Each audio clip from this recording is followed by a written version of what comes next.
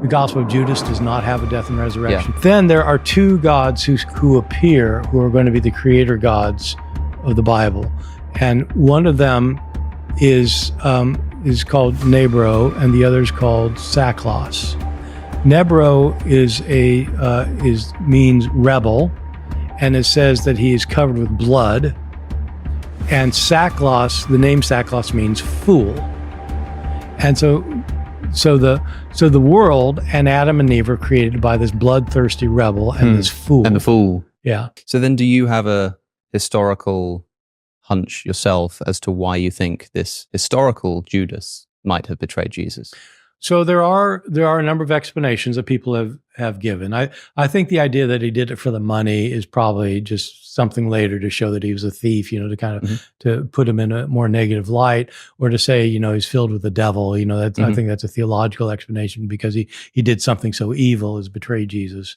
Historically, I think it may be. I mean, there are various options.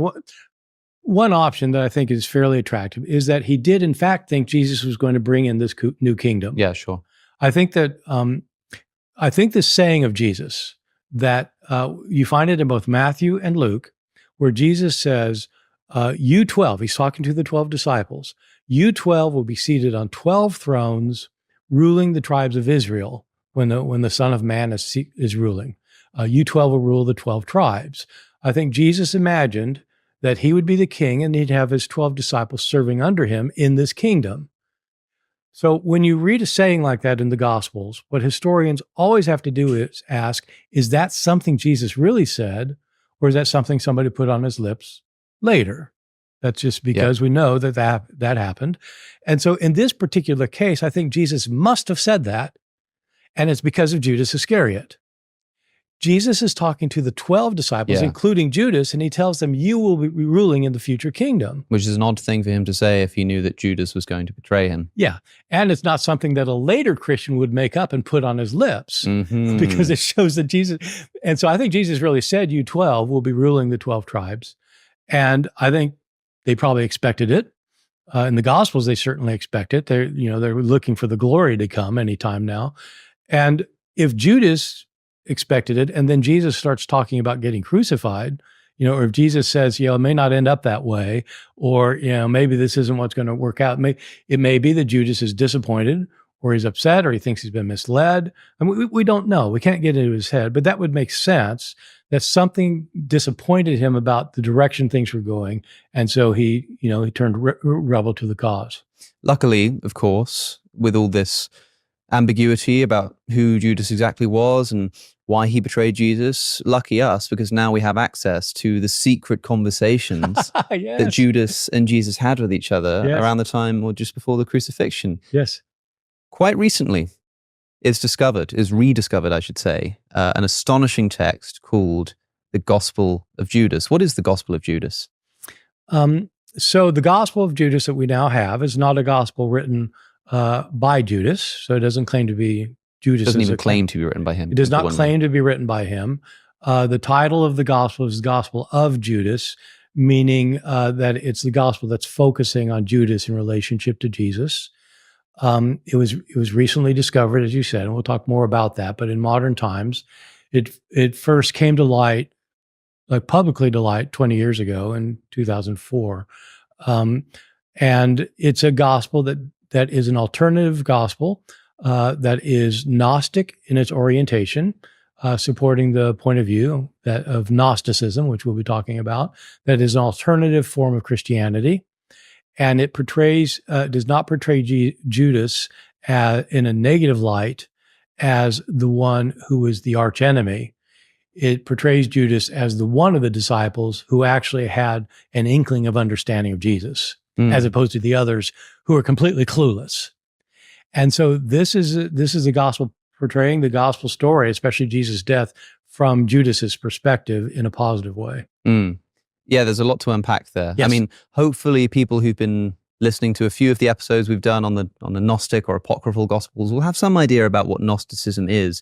Interestingly, a lot of texts, a lot of gospels that didn't make it into the New Testament are called Gnostic gospels, when really they don't have a Gnostic theology. But Judas's gospel is one that I think we can quite squarely say is actually a Gnostic gospel, right? I think so. Yeah, absolutely. So Gnosticism is a hugely debated area among experts, with experts taking different views of this, that, and the other thing. So I can explain Gnosticism if you want. Well, why don't you give us a thumbnail sketch of what it means to have a Gnostic Christian theology? What is that? So Gnosticism, the term comes from the Greek word for knowledge. The Greek word for knowledge is gnosis, spelled with a G. Gnosis means knowledge in Greek.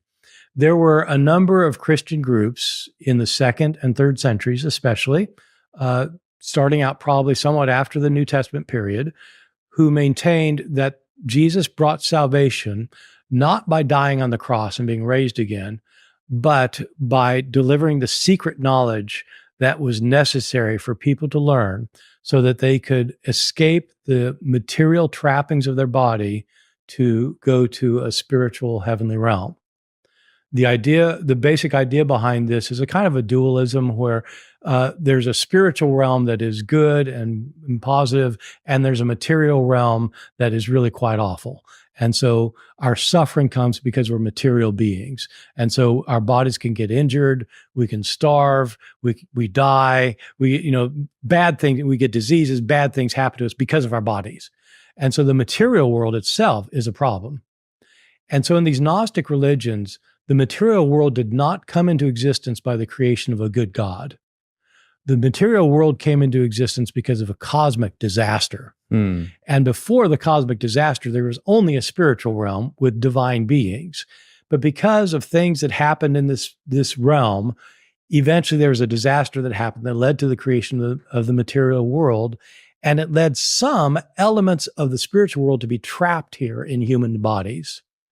So some people have a divine spark within them, a part of the divine within them. And the goal of the Gnostic religion is to allow them to escape their material trappings, to return to their spiritual home. And that can only happen if they receive correct knowledge, gnosis. And so these Gnostic texts are largely about the revelations of the secret knowledge that can bring salvation. When you read the Gospel of Judas, you see a very different story. This book was written in the 2nd century and was known by around 180 AD. In it, Judas is not the bad guy. He is the only disciple who understands Jesus. Jesus even tells him to hand him over. That is very different from the Bible. In Matthew 26:15, Judas is paid money. In Luke 22:3, Satan enters him. And in 1 Corinthians 15:3-4, Christians say Jesus died for sins. The Gospel of Judas rejects that idea. It says salvation comes from secret knowledge, not the cross. Yeah, interestingly, a lot of these non-canonical Gospels don't even mention a crucifixion, a resurrection, which in the canonical tradition is the story of Jesus. That's the most important thing. And these don't even contain those stories at all a lot of the time. Well, that's right. Some of them, such as the Gospel of Thomas, I think you've done a thing. There's questions about whether to call that Gnostic or not. But another thing that stands out is this. Many of these early Gospels don't even talk about the crucifixion or resurrection. And in the New Testament, that is the center of the story. Paul says in 1 Corinthians 15:14 that if Christ has not been raised, the faith is useless. That shows how important the cross and resurrection were to what became mainstream Christianity. But in texts like the Gospel of Judas, there is no focus on Jesus rising from the dead. And in other Gnostic texts, like a version of the Apocalypse of Peter, the crucifixion looks completely different. In that text, the physical body of Jesus is crucified, but the spiritual Christ is above the cross, untouched and even laughing. The idea is that the divine part cannot suffer. Only the human body does. Early Christians did not agree on who Jesus was or what happened at the crucifixion. Some believed he truly suffered and rose. Others believed the spiritual Christ could not suffer at all. That kind of disagreement at such an early stage makes it hard to claim there was one clear, consistent message from the beginning. So we've sort of got this Gnostic cosmology, and we've got an indication at the beginning of the Gospel of Judas that we're dealing with a Gnostic text. So Judas is the one who stands up and says, I know where you've come from, Lord. You've come from the realm of Barbello. I'm not fit to utter the name of the one who sent you. This is probably the most famous part of the gospel. What happens next? Where does this gospel take us? So what happens is the disciples and Judas have a number of conversations with Jesus. Jesus kind of comes and goes, and they're mystified where he goes. But he comes and goes in this thing. And when he comes, he has discussions with the disciples, and more commonly just with Judas. And they involve revelations that he's giving. They're a couple of times they're based on visions, that the disciples have a vision, Judas has a vision, they want to know what it is, and Jesus explains it. And at every point, he's explaining something about how they're getting everything wrong in their understanding, and that the reality is they don't belong to the group of people who have divinity within them. They don't belong to the group of people that are going to return to the spiritual realm. He differentiates between this generation, he calls it, by generation, people who are born into this world, and that generation. That generation consists of people that we might call Gnostics, who are going to go to the heavenly realm after their deaths. The disciples are not among that generation. Judas is the only one who has an inkling of an understanding of Jesus. He is ahead of all of the other disciples, but he also is not in that generation. So let me explain something that has to do with kind of the history of the scholarship on the Gospel of Judas, just very briefly. Sure, yeah. Because it can be kind of confusing if people read anything on it. So when it was first made public, when we first got a hold of it, so I was one of the first people asked to look at this thing. And so when we looked at it, we had a team of people who were looking at it. We all thought, reading it, that it was portraying Judas as the hero of the story, that he's the one who gets it, nobody else does. And so we were thinking of him as the Gnostic figure. Yeah, and this was the big headline at the time as well. It was like, new gospel that tells us Judas is actually the good guy. Yes. And so this team of people that National Geographic got together to authenticate the gospel, we all thought that. And what happens in scholarship, if you're around humanities scholarship, especially, the pendulum always swings. Somebody will say something, then somebody will say the opposite thing, then the pendulum's always swinging. So the pendulum swang a few years later, after we had all written about this, by a Gnostic scholar named April DeConnick, who said, they have completely misread this thing. Judas is the demon in this story. He's like awful. He's horrible, and she's claiming this on the basis of her reading of the Coptic text. It's written in Coptic, which is an ancient Egyptian language. And some people, so these days, what I am sure is the interpretation, which I think is probably the major most interpretation now, is that neither of those extremes is right. He is a hero in the story. I think he is a hero in the story, and he is definitely said to be ahead of the other disciples. He's the only one who gets it. But he doesn't get the whole thing. That's why I've been saying he has an inkling of understanding. He is not a Gnostic who's going to go to the heavenly realm, but he's far ahead of everybody else. And so he has this kind of middle thing in between. He's definitely the hero of the text, for a reason we'll talk about in a second, but it's not that he himself has the full knowledge necessary to return, because he wants to join that generation, but he can't.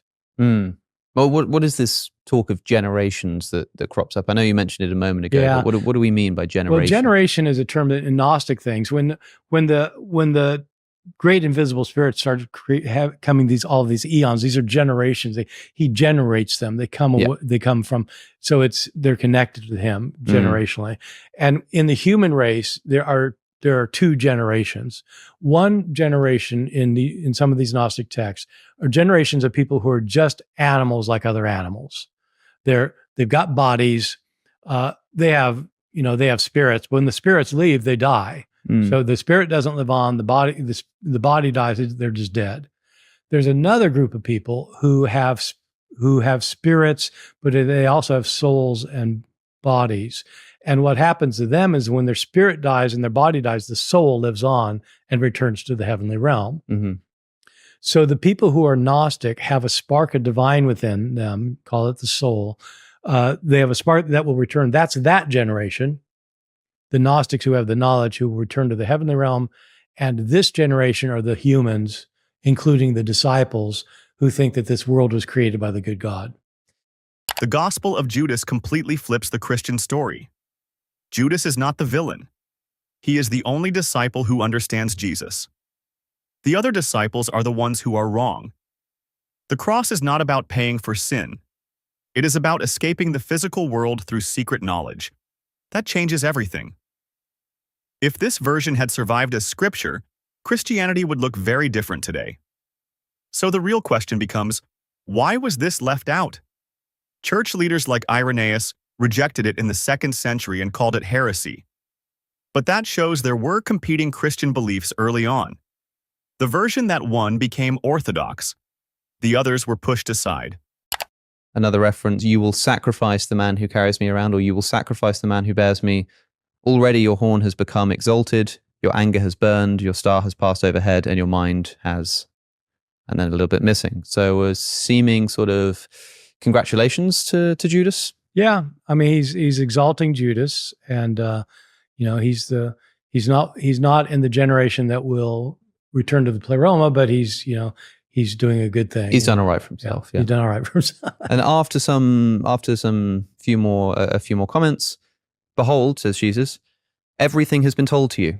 Lift up your eyes and behold the cloud and the light which is in it, and the stars which surround it. The star which is the leader, that is your star. Judas lifted up his eyes and saw the cloud of light. Then Jesus entered it. Those who stood underneath heard a voice coming from the cloud, which said, the great generation, a bit missing, and then more missing, and then a bit missing. And Jesus stopped looking at Jesus. It's I don't know who did this particular translation, but it's a complicated passage. I believe that this is it's Simon Gathercole's edited collection, so it may have been him that... I think he translated these texts. Okay, so I'm sure he's a very fine scholar. He did take a liberty there when he translated that line that Judas saw this cloud and Jesus entered into it.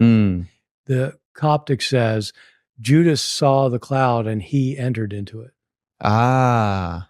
That's why one of the reasons we thought originally that Judas, in fact, was one of the saved souls. Right. It says he, and it's unclear and who the closest it's antecedent is Judas. Okay. Interesting. So if you translated Jesus, then it clarifies it in a particular way of interpreting it. Right. So that's an interpretive decision then to say that Judas lifted up his eyes and saw the cloud of light, then he entered it. He entered it, is and what the translation it says. Jesus, but it could have been Judas. But could have been either one, but yeah, could be either one. But the natural way of reading is its closest antecedent. But you might think, well, that doesn't really make sense of everything else. And so so the readers won't get misled. He translates it Jesus, but that's not the word that's used. It's the word. So, but I mean, what is this cloud of light that Judas is looking at? It's the cloud that... is this the cloud? It's the cloud. It's the cloud that that is there at the beginning in the pleroma. So he sees so it's a way of describing the realm of the divine realm of the spiritual, where the spiritual beings are. And it's okay. I mean, I found it quite interesting that sort of Jesus goes up into this cloud, but maybe he doesn't. I suppose we don't know, especially because then Jesus sort of has to come back down, at least if he did go up. It happens a couple of times in this text, actually. He disappears. He's off with that generation for a while. Then he comes back down, and then he's up and down, because we're now at the very end, the epilogue, the betrayal, the famous part. Just then there was a disturbance amongst the Jews. Their chief priests were angry that Jesus had gone to his lodging place to pray. Some of the scribes were there looking to arrest him at prayer, for they feared the people, because the people all held him as a prophet. They approached Judas. "Why are you here?" they asked him. "You are Jesus' disciple." He answered them, according to their wish. Judas received money and handed Jesus over to them. The Gospel of Judas. Period. That's where it ends. It ends. It's fantastic. Amazing. He turns him over, and that's it. That's the end. I know. But because again, there's no crucifixion, there's no resurrection, Yeah. there's nothing like That's that. the whole point. What matters is not that. What matters is Jesus escaping his body, and Yeah. Judas makes it possible. So it seems strange. Like we were talking earlier about the Gospel of Mark and how we don't know exactly why Judas did this, but Mark places the story just after the woman anoints Jesus with expensive oils. And so maybe there's some indication that it's got something to do with this.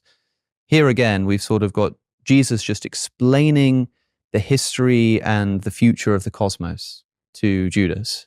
And then right afterwards, Judas just betrays Jesus. Yeah. Why do you think in this Gnostic text is Judas doing this? So if you think about, well, even in Mark, the last public teaching Jesus has is the apocalyptic discourse in Mark chapter 13. Mm.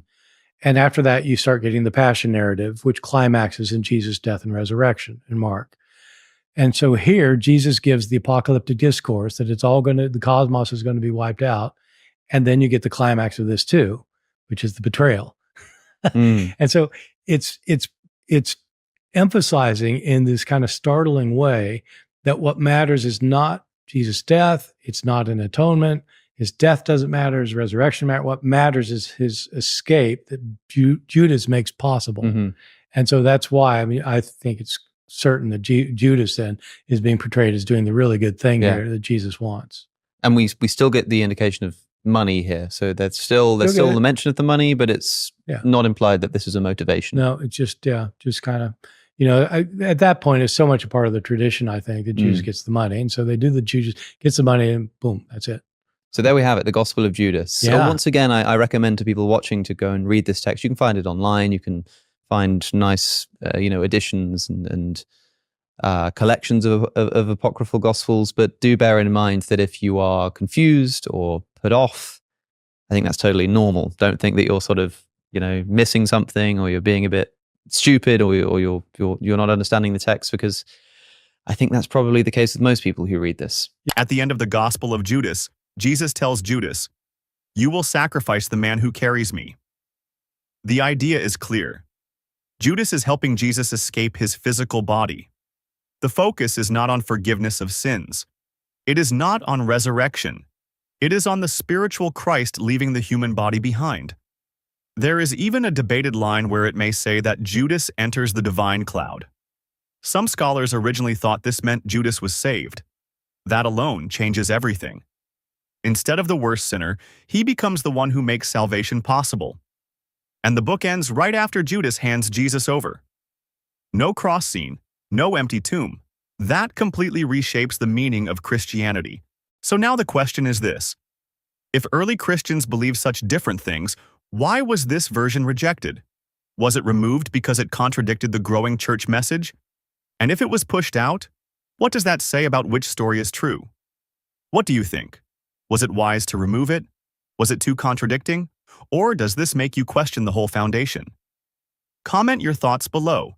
And if you found this interesting, make sure to like and subscribe.